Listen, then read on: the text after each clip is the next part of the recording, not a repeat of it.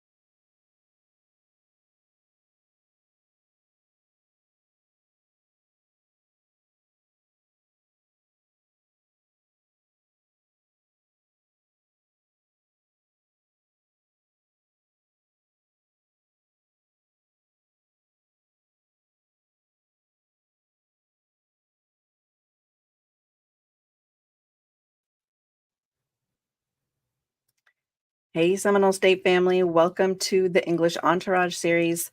I'm Nicole. I'm a faculty librarian here at Seminole State College of Florida, where we are serious about your success. Your English Entourage has assembled to provide support, coaching, and clarification on information literacy concepts and skills pertaining to your English 1 course. So today, and what we do in this series is I will be playing a pre-recorded conversation among librarians that focuses on select Week 7 topics for English 1, including finding sources, articles, databases. They're all kind of almost the same thing, not quite. We'll talk about it. Also, citations, research for argumentative essays as well. If and when it seems necessary today, I may pause the recording and add commentary. If you are watching live and you have specific questions during today's broadcast, please drop those questions in the live chat for this video, or you can text 407-915-3674. If you are watching the replay, we want to hear from you too. Links to our 24/7 library chat and appointment services can be found in the description box below. Today, our Week 7 session conversation features the Seminole State College librarians Claire A. Miller, Amy Mendoza, Ross Martin, and information Jason Amfinson. So let's go ahead and get this rolling here. And again, if you have questions, if you need help, there's many ways to contact us. And this series is designed to support any English student through their journey in English. We're librarians, we're not your professors. So we do a lot of stuff that's not what your professor does. So maybe you have a question about exactly how we can help you. If you ask us a question and we're not the ones to take care of it, we will get you to the right person. So all right, so one of the things we wanted to talk about today is what a database is and why you might want to use one in your research. And maybe why you might not want to use a database too. Can you guys see my screen? It says I'm sharing. We need to think about databases as an aggregator of content. Databases are collections of information. To put this in kind of context that you might be more familiar with, think about social media sites, right? Different social media sites collect different kinds of material. If I want a nice 1.5 hour long video about how to take apart the faucet on my kitchen sink, I'm probably going to end up on YouTube. If I want funny cat videos, I'm probably going to end up on TikTok. So depending on what my need is, I might access different types of aggregators. But remember, just like on social media, sometimes the same content, the same video, the same text, the same article will end up on different platforms because of cross-posting. So think about those databases. When we say database, we're talking about like the scholarly academic version of a social media site. It's collecting information. So what's the difference between a database and Primo, the library search engine? So let's just take a quick kind of side-by-side comparison. If a database is a specific social media site, then Primo is most like Google. It's a big search that searches almost everything at once. So while a database only has a little bit of data from some sources, Primo might have way more results, but you're still going to have to go to the databases to actually find them. So these are useful in different ways. I really like starting in Primo because I like getting a big, wide view of everything that's available. How about you guys? Where do you tend to start your searches? Yeah, I tend to like using Primo a lot because I look at it casting a really wide net and seeing what I fish back in. And then it usually helps me iterate on my next version of the search. Sometimes I want to use a database if I'm looking for something super specific, though. It's like I know I'm dealing with a construction management topic. Well, I'm probably going to go to a database that collects construction publications because the word construction can be used in all different kinds of ways. It might throw off my results a little bit. I personally like to use a database only because I like to do, just get into finding articles versus collecting all the books and all the other types of materials that Primo will give you. But I do see the value in also starting with Primo if you want to look at it that way. And then if you're not getting anything, then you have that option with the link in Primo. Yeah, and I'd probably start with a broad search and maybe go to a Google or a Wikipedia if it was something like water pollution. That's very broad. But if I really wanted to drill down and find out the harmful effects of red tide on Florida oceans, that's very specific. And then I would drill down and go to a database, probably one of the environmental databases that we might have or something like that. But again, I like to start very broad and very wide. And then once I know, then I go to a database to find more information. That's a great point. And when you're researching very specific topics, sometimes it is best to start in those subject databases. One that I run into a lot is if you're looking for something that's medical, you might as well go to the medical databases because they're going to have the best information. All right, so how do we get to Primo or the databases? The good news is we get to them both in almost exactly the same way. We're going to start on the library homepage. And I'm going to accept the delicious cookies. And here on the library homepage, we have this beautiful search box. All right. I'm going to jump in really quick about this beautiful search box. So if it sounds like there's a lot of different options of how to get to kind of the same thing, the articles and the databases, there is. And as different librarians, we have different ways of, concepts of like when it might be appropriate to do one or the other. Go straight to Primo, go straight into the databases. I do want to point out that if you go to the search bar and if you click on search, I tried to fix my little settings with my green screen, but I'm half bot today, or half Terminator. It's best to sign in first, and then any database or article you go to, it should just recognize you as a Seminole State student and let you write in. I just want to point that out really quick. And I think I'll have an occasion will be on the exact screen where I can tell you exactly where I'm talking about. And this beautiful search box is how we get to Primo, the library search engine. I could type my search in right now, red tide, Florida. I liked that suggestion, Jason. All right, we have 520 results. That's nice and large. Some of this is going to be really specific and topical and exactly what we want. Number 1 looks pretty promising to me. It specifically mentions both red tide and Florida. While Claire's holding her thought right there, I want to point out up here in the top right-hand side of Primo, this is our library search engine, that when we clicked on the big, beautiful search box, that's where we got. The top right-hand corner, sign in with your SSO. So that's like the same login you use for Canvas. So if you sign in there, anything that you click on the screen that Claire is showing here in the screen share, again, it should recognize you as a Seminole State student and, hey, let you write in. Also, if you didn't already notice, our 24/7 library chat does pop up in Primo. It's right there anytime you need it. Number 2, I'm not as sure about. Amy, you mentioned that going to the databases allows you to skip like all the books and stuff that you're not as interested in when you want articles. So let's look at how we do that. So once again, we're on the library homepage. If you'll notice here, there is a databases link right in the same blue box. And when you open up that databases link, that takes you to our beautiful A to Z list of databases. There are a lot of them. We're almost at 100 now, different databases. And all the databases do different things. And it can be really overwhelming to pick exactly which one you want.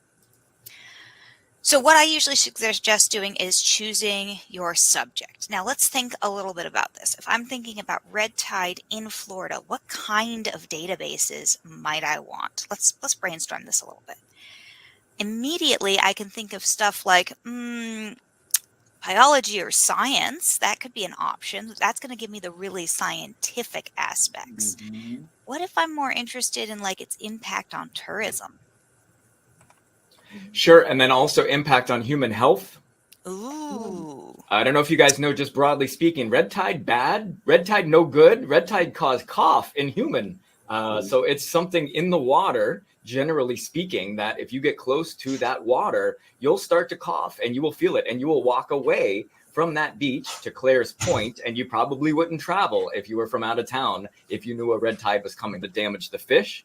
And it's going to harm, and we don't know the lasting effects of that. We don't know the last time there was a red tide. So as you can see, I'm going in a bunch of different directions, but that's good from a research standpoint. But we have to figure out where we want to go database-wise. So where do you think, friends? Where are we going to land here? We could Oceanography even too. That's another one on wow, this yeah, list. that is really specific. We also have health sciences. So if we wanted to look at the human impact, I'm trying to think, like if I did, we've got the nursing databases, which are another set of really high quality databases for that more physical side of things. Gosh, you know, we have so many different choices. Let's pick one. I'm getting overwhelmed. Oceanography. Hey, we have this one called environmental studies. We'll do a quick search here. Actually, I'm going to do exactly the same search I did before. I'm going to do red tide, Florida. And instead of 500 some odd results, we got 94 academic journals. This is kind of nice. It breaks it down, tells us exactly how many academic journals. And as Amy pointed out, this is pretty much only journals, except if you scroll down, it does have a couple of case studies, which are kind of cool. Might or might not fit with our topic. Yeah, so let's talk a little bit about that thesis statement that we've already drafted, or that research question we're working on. So you're going to find a ton of information. Even if you have a pretty narrow topic like red tide in Florida, we found a bunch of information, 92 articles, 520 results in Primo. So what do we do with that? How do you guys handle figuring out which sources you want to take a closer look at? I think on that list that we just saw, I liked the peer reviewed on the top, but I didn't like the dates. However, with something like toxins in red tide, just from my vantage point, I'm not sure that would change over time. I think there's specific toxins that cause the red tide, so maybe the date doesn't matter. But Claire, back on the page, when you went to the second set of information, I noticed a February of 2024. So I might look at that and see. So I'm really concerned about the date, but I did notice a lot of those were peer reviewed, and I like that. So those would be two of my criteria. Okay, so you're looking at types of information, which I think is an excellent point. And I love the date point you're making, because especially with something that changes over time, like science, we may need to keep a close eye on the date. If it's from 30 years ago, there's probably more recent research. But even more so than like date and time, I'm really thinking about what my question is. What is the information I'm trying to learn? Or what is the argument I'm trying to make? Maybe my argument is something like, hey, we should close beaches when there's red tide in the area. Right now, most counties in Florida post signage and say, hey, there's red tide, be advised. But they don't actually close the beaches. They don't actually say you can't come in here. But if I'm arguing that we should take a harder stance, we should close the beaches, I'm going to need to support that with evidence. What kind of evidence am I looking for? I mean, I suppose if you were talking about the beaches themselves, we would want to see, like, what is the impact on human health, right? Like, why should we keep people off the beaches? And that would be good evidence to have. Like, hey, if this is causing X amount of problems, maybe we should limit the exposure to it. Maybe we could even look at, like, how does that impact, the local businesses and things like that? Is there a good reason to close it if everybody depends on people being at the beach, right? Like, that could have ripple effects around there. Yeah, so it's really useful to keep in mind what kind of information you're looking for, especially when you have a lot of results. I'm always thinking about, like, does this answer my question? Does this help me prove my point? Or is this an example of a point that the other side might be making that I need to acknowledge in my writing? The naysayers. The I was naysayers. using the they say, I say book. Naysayers. Yep. My mic's on now, just to interrupt here really quick. So again, this is research for English 1. So a lot of your assignments in English 1, you don't even have to write the whole paper, like the whole thing and the works cited and XYZ. You have to do like an outline or a portion of an assignment, but you still have to show sources, right? You still have to access information. So whether it's a full-blown research paper that's 10 pages long and your works cited is 2 pages long, or it's an outline or an annotated bibliography for English 1, finding information is going to be key as part of your assignment. And again, most of your professors tell you in English 1, hey, like, you got to go to the databases. And that's what we're talking about here. So just to emphasize this really quickly, the library databases contain articles, many of them peer-reviewed, not all, scholarly, yes, but not all. So you might hear those terms from your professor. And they are behind a subscription paywall. So that's kind of the big deal about it. It's information you just really can't find on Google, or maybe you can, but it'll take a little bit longer. So just drawing out those points there because you maybe have heard your professor talk about this. That's absolutely it. So we've looked at Primo briefly. We've looked at database briefly. I want to talk about something else, and that is the joy of the pre-made citation. So in both Primo and databases, there are pre-made MLA citations. In Primo, there's actually just a button that says citation. It's this little guy that looks like a quotation mark. And when you click that, it gives you a drop down of a whole bunch of different citation styles. You'll want MLA 9th edition for right now. And it gives you the citation that you can then copy to the clipboard. But I'm going to read the fine print here. Remember to check citations for accuracy before including them in your work. Please do. These are made by computers, and sometimes they make some mistakes. What do you guys think about this citation? Computers do not make mistakes. I assure you, they do. Who said that? Wait a minute. Who said that? Maybe the computer feels that way, students, but the computer make mistakes. So let's look at that citation here. You're right. Let's take a look. And when it says, by the way, remember to check citations, we can help you check for those citations. It's kind of weird. If you don't know MLA and you don't know 7, 8, 9, it's very difficult to check for accuracy if you don't know. We can help you. Take a breath, reach out. We got you. So I'm looking at this, and honestly, this one looks pretty good. This looks like a pretty solid citation. So I'm not as worried about that. But if I may add, I just noticed that yesterday I was using Primo and copying, pasting some citations. And when I was putting it into Word, it was taking away the hanging indent and it was taking away the italicization. So I had to put those back in. So don't just copy and paste things. Check it. Great. Get ready for it, because this is the point where librarians, we really geek out, especially over citations. So just wait and watch. Again, you're not supposed to be an expert in citations. We're able to help you with that. So that's why we promote our chat and reference appointments or research appointments so much, because again, we are here to help you. And guess what? If you talk to a librarian and ask us a question, it's not cheating. It doesn't cost any money. Go ahead and do it. We're here to help you.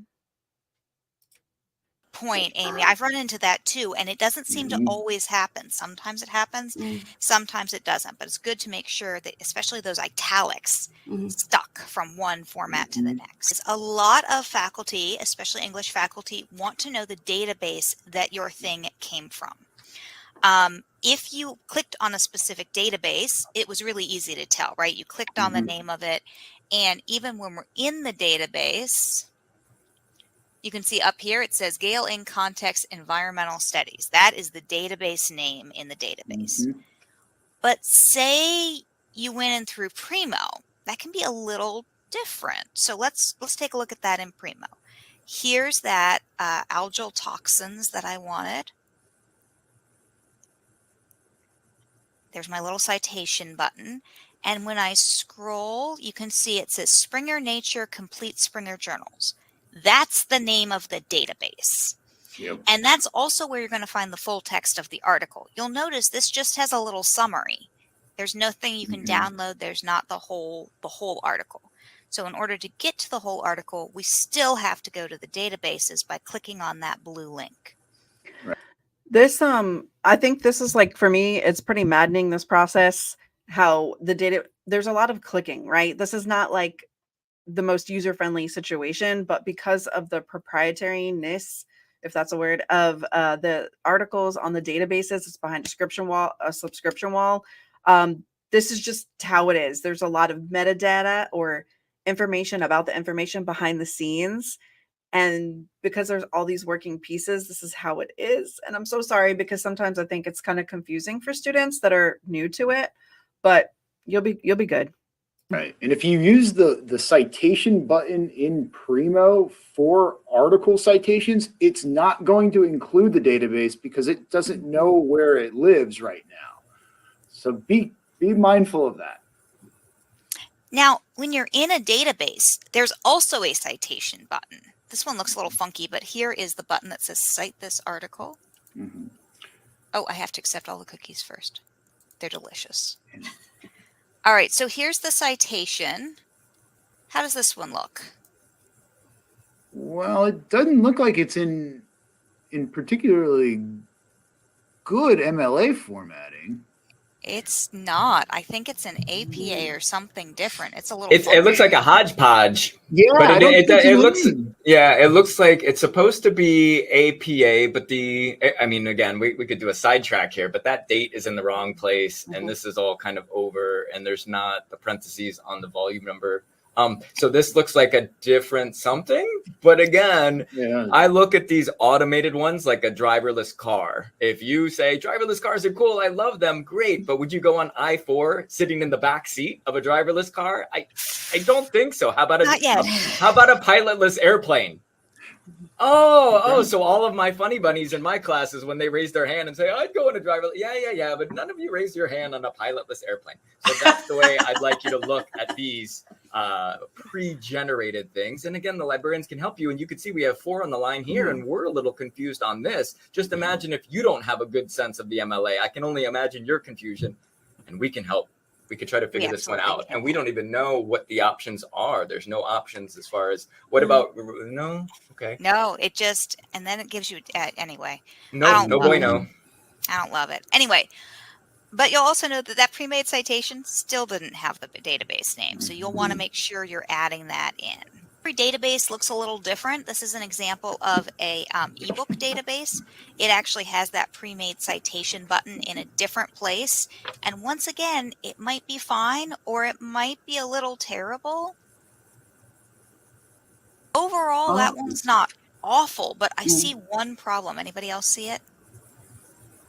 It's just got the EBSCOhost with the database instead of the name of the database. Yeah, and EBSCOhost is the company that makes the database, and it drives us all crazy, and we still haven't gotten them to fix it.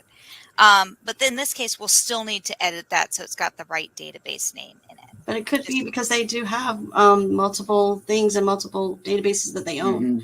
So they just like their placeholder. But yeah, technology is getting smarter, so maybe. Now, computers never lie. So Maybe they quick could word fix of it. warning, because I ran into this the other day, so I thought I'd highlight it real quick. If you need to get back to an article or something in the databases, do not use the browser URL. Browser URL is what's up here, right? We don't use it. In the databases, that is a temporary URL that is going to disappear after 120 minutes. For reasons. It's complex, don't worry about it. But that's going to disappear. Don't use the browser URL.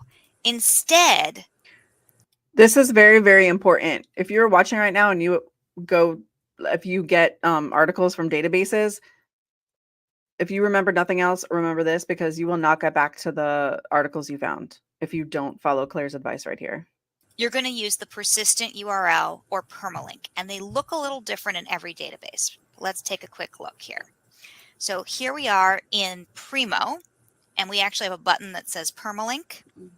Here's my permalink, and I can copy and paste that. That link will always take me back to this page 100% of the time. How about over here? If we're going to open up one of these articles, this is in a database. It says get link up here in the corner because they all look a little different. And here's the link that'll let you get back to that article every single time. And really quick, can you hit the X, Claire, really quick? And let's read the first sentence. This will explain what red tide is. It says it right there. It's caused by Carenia brevis, a dinoflagellate. Okay, great. So at least we know what it is. It's in the first sentence. It's right here. We found it, right? I mean, we can continue our work, but if we didn't know and we wanted to do a broad overview, great. This is exactly it. And you could see the Florida red tide. That's exactly what our search terms were. And you could see that highlighted in the article. So I just wanted to point that out. This is the goal that we were looking for. X marks the spot. Perfect. And now I think I can continue with my research. Oh, and if you maybe want to save this so you've got it later, you can email it to yourself. You can add it to OneDrive. You can add it to your Google Drive. Ooh. You can download a copy. By the way, some of the, I think the Gale databases, we have different brands for the different databases. The OneDrive will not work. So you want to be careful. So definitely look for any error messages if you actually are saving articles for yourself that way. Can you highlight my sentence? I would like to highlight my sentence so I can come back and look at it later. Could you do that for me? Oh, let's see here. Can I? In the upper right-hand corner, we have highlighters. Oh, we do. That's we right. do colors. Yep. So if you highlight it, Claire, and then you can right-click. Yep. And then you can have different colors, and then you can go back to those colors. So I'm a visual, colorful learner, I would say, and then I could do it this way, and you could start getting into the different colors. Oh, this color matches with this, and so on and so forth. So you get to play with the bells and whistles in here, but it's all to help you learn. Will it save my colors? Yes, it will. How do you know? Go to the upper right-hand corner. And click on the highlights, and then you could see your yellow there. There you go. Now, if you want to test out this theory, you could try another highlight with another color, and then it'll break down that color. So you can always just go back to those colors, so you'll know what you're talking about. And that's a great point. Did you know that most databases will read the article to you? I don't believe you. You should show me a test. Show me. I don't believe you. We are so cheesy sometimes. It's going to load for a while. There we go. This is a big long article. Yeah, but you can see these bells and whistles, folks. These are pretty. Oh, there it is. It's going. Can you hear it? Where is it? I can hear it. You hear it because you're the one logged in. That's what it is. So when you're logged in, you can hear it, and that could be good. And then, by the way, does that change languages? What's in the hamburger chart there next to the listen? Does that go to enlarge? Oh, you can download the MP3. That's cool. There we go. That is cool. And maybe in the settings, maybe it changes. I think. Oh, there we go. Boop, boop, bop, bop. We're learning with you. We're learning things today.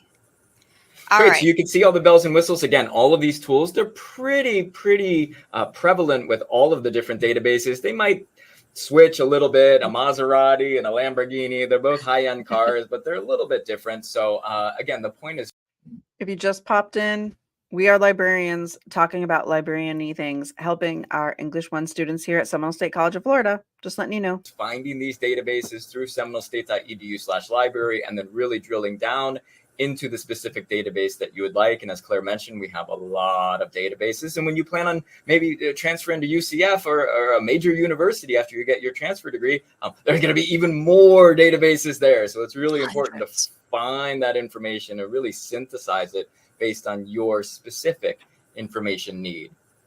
So one more cool tool in Primo that has to do with saving stuff is the pin function. And you can do it either on the article page using this little push pin right here, or you can do it even from the search results right here.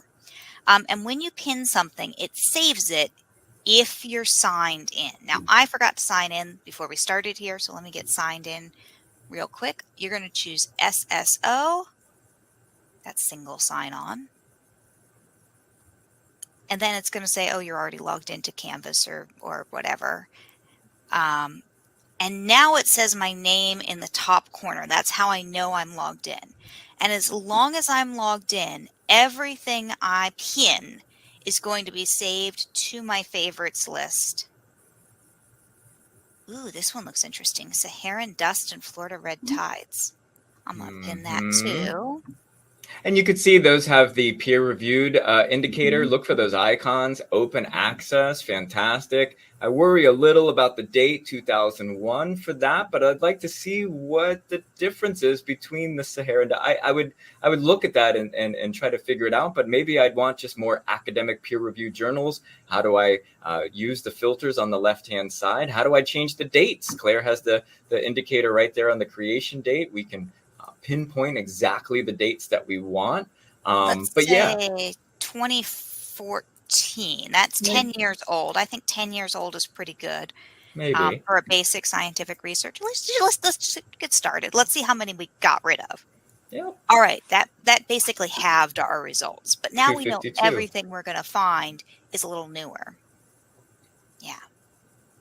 And there it is right on the top there to tie in with our visitors and tourism. There it is. Those are the visitor behavior responses. So we're able to, just by doing a couple of different searches or using a couple different filters, we're actually getting what we said we wanted, and we didn't even change anything. We did not add we did not add tourism or visitors in our original search. We just used the filters on the left-hand side, just like if you're ordering a pizza. Pizza doesn't come with all the toppings you want. You don't just go to Domino's and write pizza and you get the toppings you want. You don't just go to Amazon and type in shoes and it's your exact size and colorway and all that stuff. You have to use the same filters that you use normally IRL.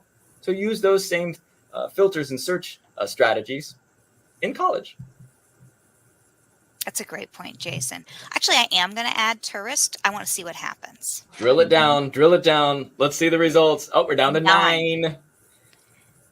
Okay, but did we lose these red tide? 9 look really good. Peer-to-peer. Lessening the hazards of toxic Florida red tides. Let me save that one.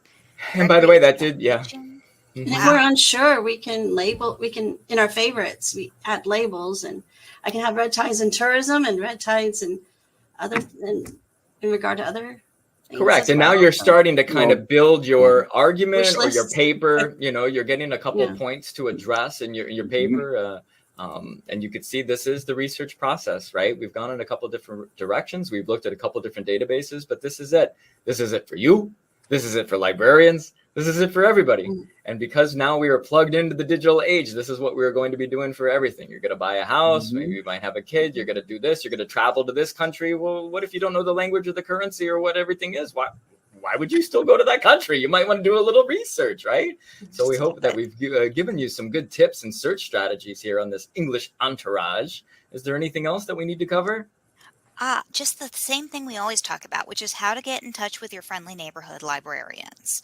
Jason mentioned we're happy to help out with MLA, which is something we do a lot, which you can also get help with from the Academic Success Center. But you can get in touch with us in all kinds of ways. You can make an appointment either face-to-face or virtually. You can jump on our 24/7 chat and talk to a real human 24/7. You can call us on the phone like it's 1992. Nobody laughed at my 1992. I laughed. You didn't hear me, but I laughed. So we got our little weird pauses. So we're almost done. I think Amy had one more little golden nugget. Amy Mendoza, one of the librarians that's here on the session today, she's been an English teacher for several years. So she has a unique insight that some of the rest of the librarians don't really have. So I think she's got one little more tidbit for you. For students who are going into or maybe for students who are in 1102, now that 1102 is different, I really like showing off in Primo, there's that journal search. So students can be aware that there's journals about certain, topics that they're interested in if they just want to see the conversation. For any students who's like, oh, I want to do a paper on, I like biology, but I don't know what the biologists are talking about. It's like, maybe you can investigate a journal and just look through what kind of articles are being printed, and just maybe you'll come across something that sounds fascinating and start investigating further by reading one thing and then developing a research question that way. All right. So that was our English Entourage session for this week. I'm actually we're going to do Sunday night. So if anyone's doing homework Sunday night, we'll be there with you. If you have specific questions or just need, again, like the explaining of some of the concepts that are in your English 1 course, that's what we're here to help you with. Now, there's some territory that's your professor, some territory that's the librarians, and some territory that's even the Writing Center. The Academic Success Center not Writing Center, but the Academic Success Center, and they do have tutors. Here's their website scrolling across the screen right now, sem.st/ASC. So if we're talking about the actual writing of the essay, outlining, librarians, we help with some of that a little bit, but that's getting into a different territory. So we would refer you to, again, our awesome Academic Success Center. So we do want to thank you for joining us. And remember that we are librarians. We are your English entourage. We're here to provide information literacy support, coaching, and clarification for ENC 1101 at Seminole State College of Florida. All the English Entourage broadcasts can also be found in the English Entourage playlist on this channel at Seminole State Live on YouTube. You can make a research appointment with us or use 24/7 library chat. Those and additional contact options are linked in the description box below, as well as the library website, which is sem.st/library. And if you like hanging out with librarians, give us a like, a share, and subscribe today so that we can see you next time.